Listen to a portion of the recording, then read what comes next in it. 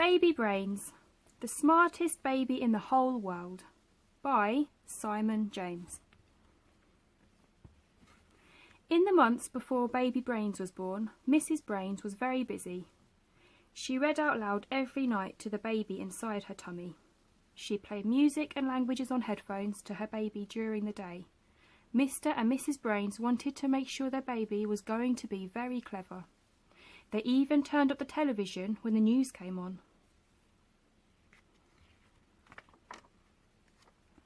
Mr. and Mrs. Brains were very excited when their baby was born. It was a boy. "Our very own Baby Brains," said Mr. Brains proudly. When they brought him home from hospital, Mrs. Brains laid him down in the brand new cot. "Sleep tight, Baby Brains," she whispered. The next morning, Mrs. Brains was on her way to get breakfast when she heard some strange noises in the living room. Mrs. Brains opened the door to see her baby sitting on the sofa reading the morning paper. By the afternoon, Baby Brains was helping mend the car. "We've certainly got a bright one here," said Mr. Brains. That evening, Baby Brains spoke his first words. "I'd like to go to school tomorrow," he said.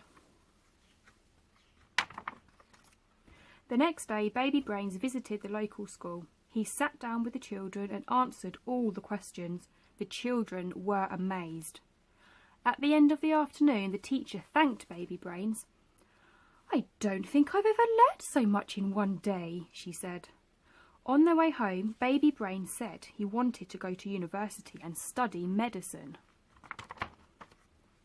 After just 2 weeks, Baby Brains began working as a doctor at the local hospital. He was very popular with all the staff and patients. Word soon spread about the extraordinary Baby Brains. Everyone wanted to meet him. One night, some space scientists phoned.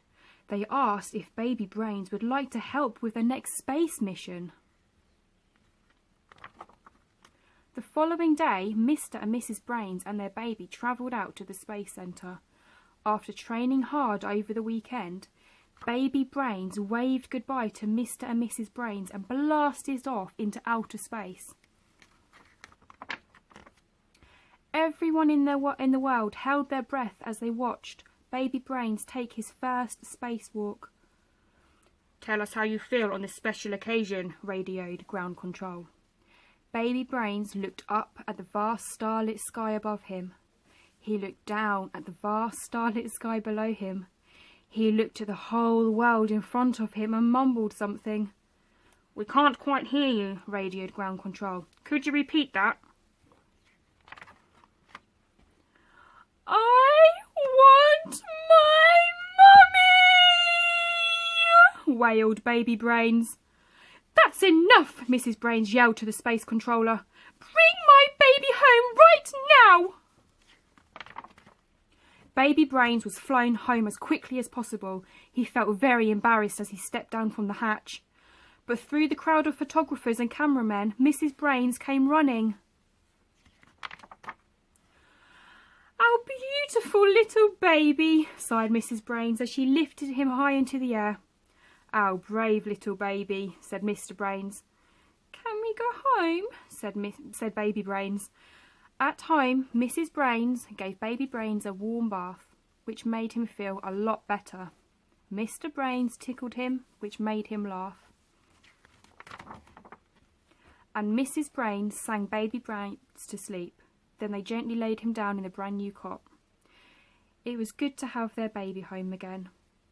"Our very own Baby Brains," whispered Mrs. Brains. From that day on, Baby Brains spent most of his time at home doing the things that most babies do, except, that is, at weekends, when he still liked to help out at the local hospital. The end.